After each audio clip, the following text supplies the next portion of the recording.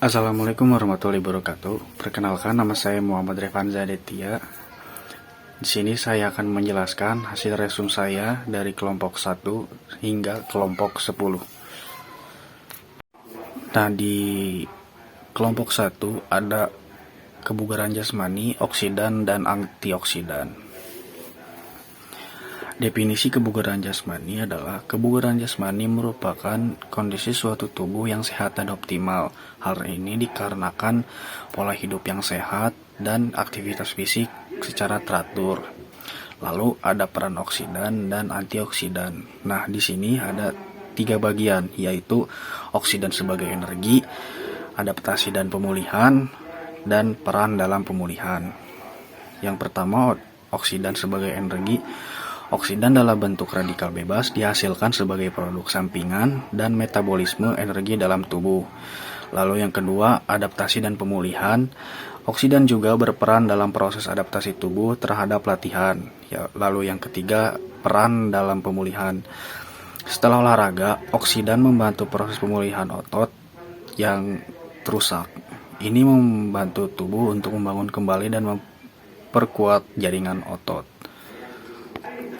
Lalu di poin yang ketiga ada sumber dan dampak oksidan dalam tubuh. Yang pertama adalah makanan dan minuman. Oksidan dapat berasal dari makanan dan minuman yang kita konsumsi seperti makanan olahan dan minuman bersoda. Yang kedua ada polusi udara. Polusi udara mengandung radikal bebas yang dapat masuk ke tubuh melalui pernapasan menyebabkan kerusakan sel. Lalu yang ketiga ada rokok. Rokok mengandung berbagai bahan kimia berbahaya termasuk oksidan yang dapat merusak paru-paru dan organ lainnya. Lalu yang keempat, dampak negatif oksidan dalam jumlah besar dapat menyebabkan kerusakan sel, meningkatkan resiko penyakit seperti kanker, penyakit jantung, dan diabetes. Lalu di poin selanjutnya ada sumber antioksidan alami. Yang pertama adalah buah beri. Buah beri kaya akan antioksidan seperti antosianin yang memiliki efek antiinflamasi dan melindungi sel dari kerusakan. Yang kedua ada sayuran hijau. Sayuran hijau kaya akan vitamin C, E, dan K, serta mineral seperti selenium dan zinc. Lalu yang ketiga ada coklat hitam. Coklat hitam mengandung flavanol, antioksidan yang dapat meningkatkan aliran darah dan melindungi jantung.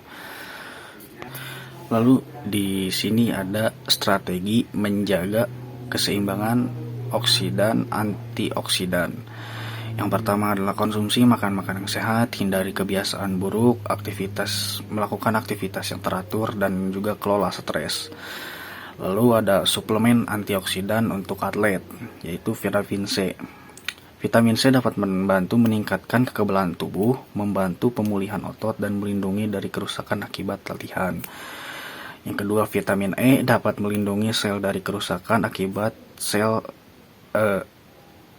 oksidatif yang bermanfaat untuk atlet yang berlatih intens. Lalu yang ketiga ada glutathione, antioksidan kuat yang membantu melindungi tubuh dari kerusakan akibat radikal bebas, membantu pemulihan otot. Nah, di poin yang terakhir ada pola hidup sehat untuk kebugaran, yaitu yang pertama konsumsi makanan sehat, prioritaskan buah-buahan, sayur-sayuran, dan protein berkualitas tinggi dalam diet. Yang kedua, aktivitas fisik secara teratur, bertujuan untuk 30 menit aktivitas aerobik, intensitas sedang, minimal 5 kali dalam seminggu. Lalu ada tidur yang cukup, tidur 7-9 jam setiap malam untuk membantu pemulihan tubuh dan meningkatkan kekebalan. Yaitu yang terakhir, hidrasi yang cukup. Nah, untuk yang kedua yaitu ada faktor lingkungan dan suhu pada olahraga. Yang pertama adalah apa itu lingkungan? Lingkungan merupakan segala sesuatu yang berada di sekitar kita yang ikut terpengaruh ke dalam kehidupan. Sedangkan lingkungan olahraga adalah lingkungan yang mempengaruhi penampilan saat berolahraga. Lalu di poin selanjutnya ada Apa itu suhu lingkungan? Suhu lingkungan yaitu suhu udara yang tinggi dan rendah yang dapat mempengaruhi kenyamanan dan performa seorang atlet. Suhu yang terlalu tinggi dapat meningkatkan resiko kelelahan dan dehidrasi. Selanjutnya ada faktor lingkungan dan suhu. Yang pertama ada suhu, yaitu suhu panas. Berolahraga di cuaca panas dapat menyebabkan dehidrasi, kelelahan panas, dan heat stroke. Yang kedua ada dingin. Berolahraga di cuaca dingin dapat menyebabkan hipotermia, kelelahan, dan cedera. Lalu ada yang ketiga yaitu kelembapan. Kelembapan tinggi dapat membuat Anda merasa panas dan lebih sulit untuk mendinginkan tubuh. Untuk mengatasinya, minumlah lebih banyak air dan perhatikan tanda-tanda dehidrasi. Yang kedua ada lingkungan. Yang pertama ada kualitas udara. Polusi udara dapat mengiritasi paru-paru dan memperburuk kondisi pernapasan. Yang kedua ada ketinggian. Berolahraga di ketinggian dapat menyebabkan sakit ketinggian dan kelelahan. Perlahan-lahan ditingkatkan intensitas latihannya dan memperhatikan tanda-tanda sakit ketinggian. Lalu ada paparan sinar matahari. Pakaian pelindung untuk melindungi diri dari sinar matahari yang berbahaya.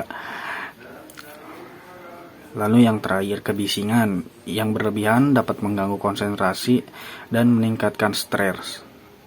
Cara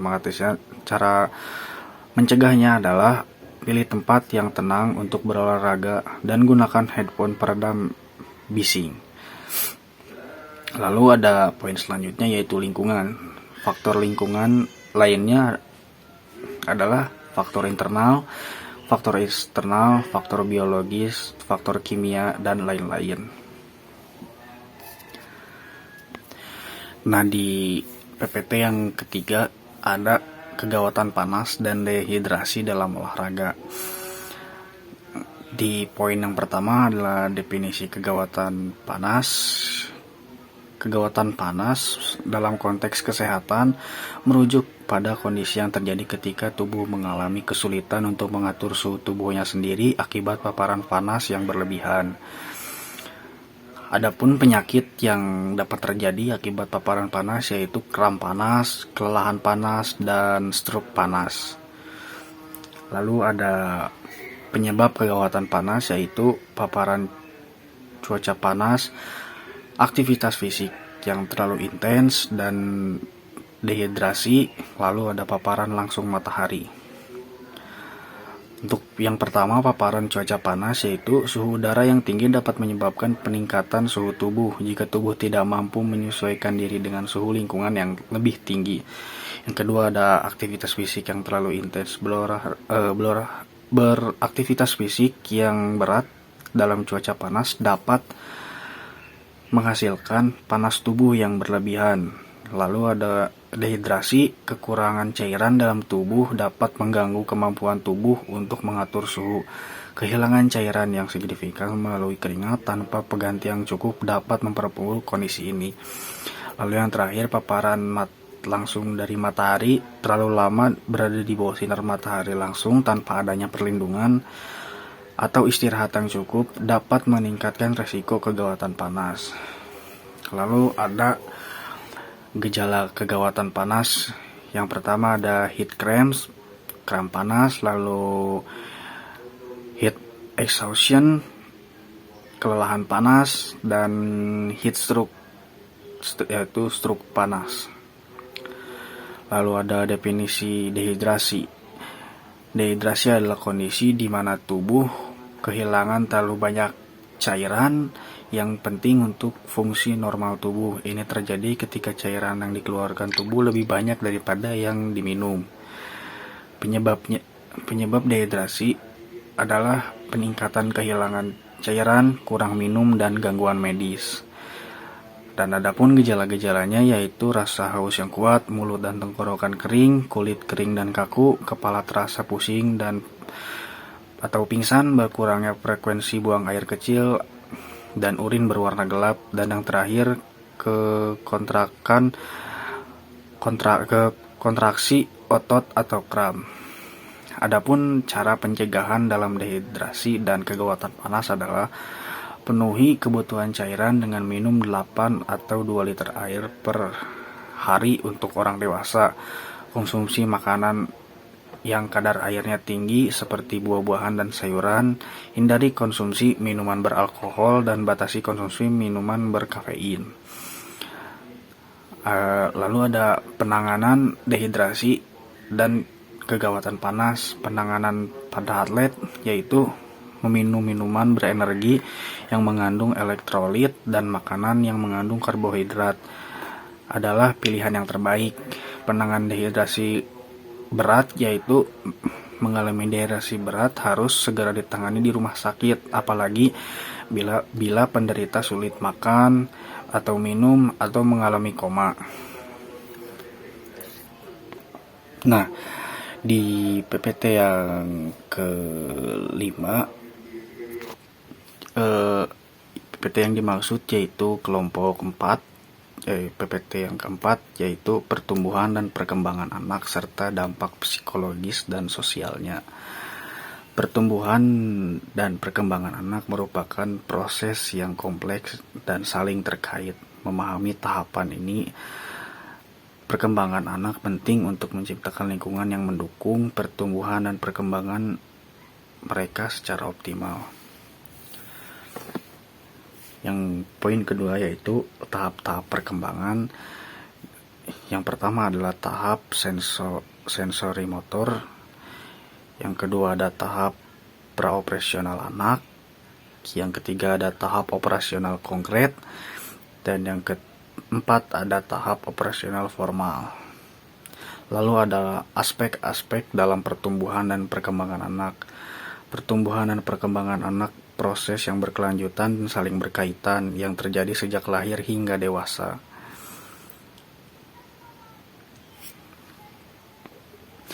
Di poin selanjutnya adalah tumbuh kembang pada anak, yaitu pertumbuhan fisik.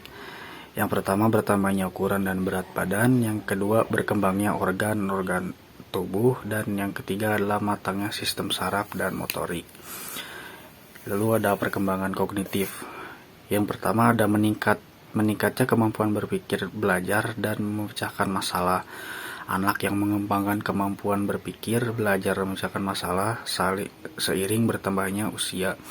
Berkembangnya bahasa dan komunikasi, dan yang terakhir berkembangnya kreativitas dan imajinasi. Lalu ada perkembangan sosial dan emosional. Meningkatnya kemampuan bersosialisasi dan berinteraksi dengan orang lain, berkembangnya emosi dan regulasi diri, dan berkembangnya identitas dan harga diri. Lalu ada dampak psikologis dan sosial pada anak.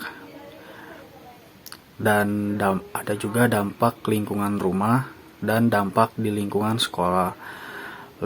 Lalu ada dampak lingkungan teman sebaya.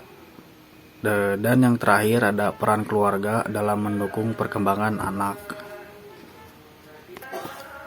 Lalu yang kelima ada olahraga dan sasaran pada anak serta penyebab cedera olahraga pada anak. Yang pertama adalah tujuan olahraga pada anak. Olahraga tidak hanya berfungsi untuk kesehatan fisik, tetapi juga untuk membangun karakter dan keterampilan sosial anak-anak. Kegiatan olahraga, terutama yang dilakukan secara berkelompok, mengajarkan nilai-nilai seperti kerjasama, sportivitas, disiplin, dan kepemimpinan. Interaksi dengan teman-teman sebaya juga membantu anak-anak dapat berkomunikasi dan menyelesaikan konflik. Lalu ada penyebab cedera olahraga pada anak, yaitu penyebab cedera olahraga pada anak yang dapat terjadi akibat berbagai faktor, termasuk teknik yang salah dan kurangnya pengawasan. Lalu ada juga upaya pencegahan cedera, penanganan cedera. Beberapa langkah pencegahan dan penanganan cedera olahraga yang disarankan adalah menjaga program latihan yang sesuai dengan kemampuan anak, memastikan penggunaan peralatan yang tepat, menerapkan protokol pemanasan dan pendinginan yang benar, dan memperhatikan tanda kelelahan atau overtraining. Lalu yang terakhir, memberikan P3K yang tepat pada saat cedera itu terjadi. Kesimpulan yang saya dapat dari resume ini adalah PPT ini juga memberikan wawasan yang penting tentang pentingnya olahraga pada anak-anak serta cara untuk mencegah dan menangani cedera yang mungkin terjadi. Lalu yang keenam ada perbedaan fisik pria dan wanita serta manfaat olahraga pada pria dan wanita. Di sini ada 4 poin yang saya tulis. Yang pertama adalah perbedaan fisik. Perbedaan fisik pria dan wanita. Poin pertama yaitu terdapat perbedaan signifikan dalam bentuk tubuh antara pria dan wanita, termasuk ukuran dada, pinggul, dan distribusi otot serta lemak. Yang kedua, perbedaan ini mempengaruhi kemampuan fisik dan kebutuhan latihan masing-masing jenis kelamin. Nah, di poin yang ketiga yaitu poin yang kedua yaitu manfaat olahraga bagi pria. Yang pertama, peningkatan massa otot dan kekuatan. Olahraga membantu pria membangun massa otot dan kekuatan fisik. Yang kedua, perbaikan kardiovaskular. Aktivitas fisik yang teratur dapat meningkatkan kesehatan jantung dan pembuluh darah. Yang ketiga yaitu pencegahan penyakit. Olahraga berperan dalam mencegah berbagai penyakit yang berhubungan dengan gaya hidup tidak aktif. Lalu poin yang ketiga ada manfaat olahraga bagi wanita. Olahraga membantu wanita dalam mengelola berat badan dan komposisi tubuh. Aktivitas olahraga dapat meningkatkan kepadatan tulang dan mengurangi osteoporosis. Lalu yang terakhir, olahraga juga berkontribusi pada perangkaian fleksibilitas dan keseimbangan bagi wanita. Kesimpulan yang bisa saya dapat dari PPT yang ke-6 ini yaitu perbedaan fisik pria dan wanita memiliki implikasi yang penting dalam perencanaan program olahraga dan kebijakan kesehatan. Memahami hal ini dapat menciptakan lingkungan yang lebih inklusif dan efektif bagi semua individu. Lalu yang ketujuh ada pengaruh olahraga kebugaran dan gangguan mens pada wanita. Nah, di sini ada 5 poin yang saya tulis. Yang pertama adalah manfaat olahraga bagi wanita.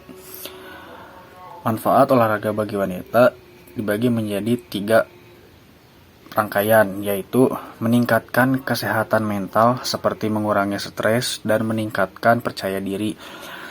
Yang kedua, meningkatkan daya ingat, menjaga berat badan ideal, dan membuat awet muda. Dan yang terakhir, mengurangi gejala menstruasi seperti kram perut.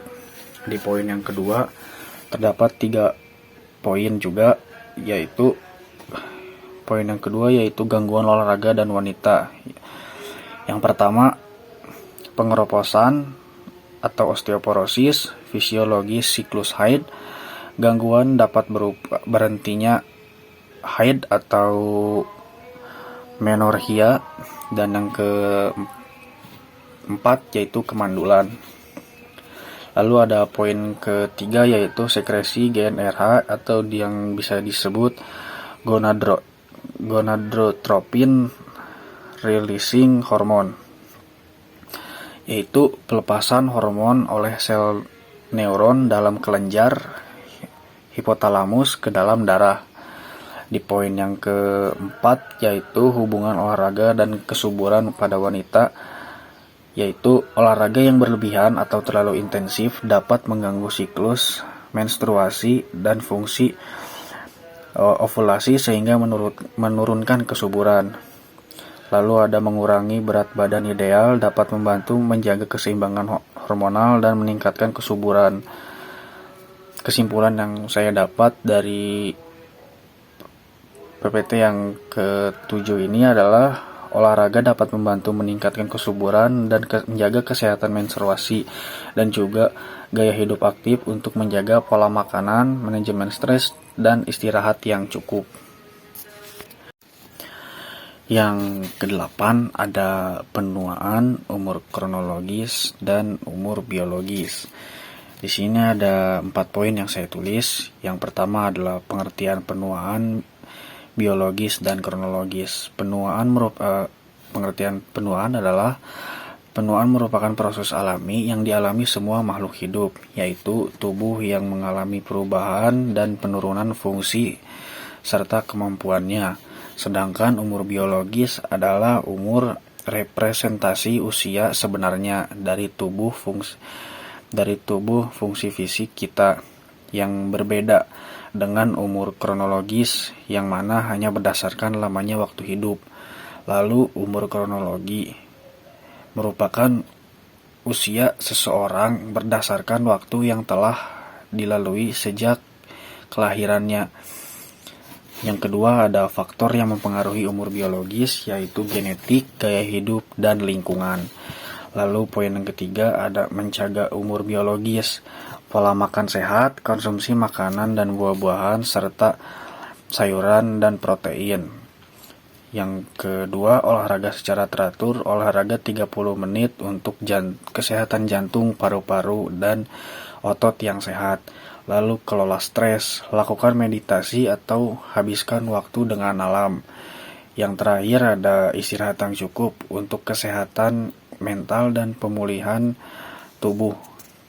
Lalu kesimpulan yang saya ambil dari resume ini adalah kronologi dan biologis adalah dua aspek yang penting untuk membantu kita memahami proses penuaan. Dengan konsep ini, kita dapat melakukan upaya untuk menjaga gaya hidup hingga lanjut usia. Lalu yang ke-9 yaitu kesehatan lansia, osteoporosis, dan pencegahannya. Yang pertama adalah pengertian lansia. Menurut WHO, lanjut usia adalah seseorang yang memiliki usia lebih dari atau sama dengan 55 tahun. Poin yang kedua yaitu perubahan fisik pada lansia, seperti menurunnya aktivitas fisik, menurunnya fungsi organ, rambut putih, pendengaran berkurang, penglihatan menurun, mudah lelah, dan keriput. Lalu ada perubahan psikologisnya, yaitu seperti pikun, depresi, mudah tersinggung, ketakutan, dan susah tidur. Lalu ada poin pengertian osteoporosis. Menurut Foger Samwald et al. 2020, osteoporosis adalah penyakit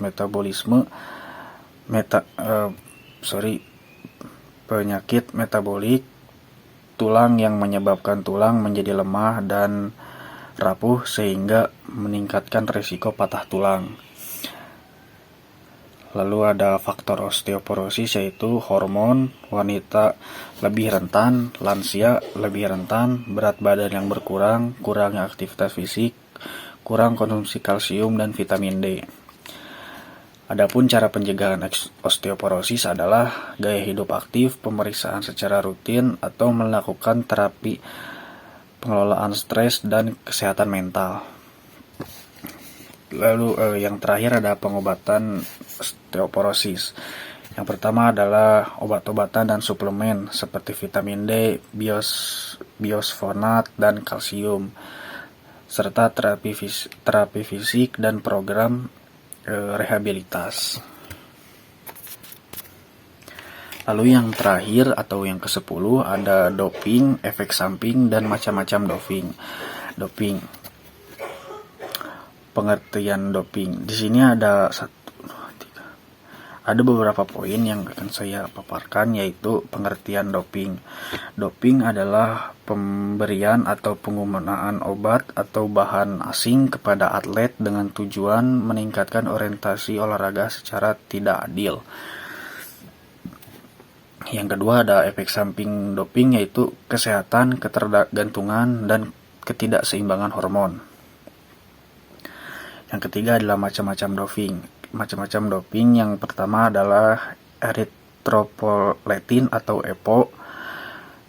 Dengan menyuntikkan doping EPO, atlet ingin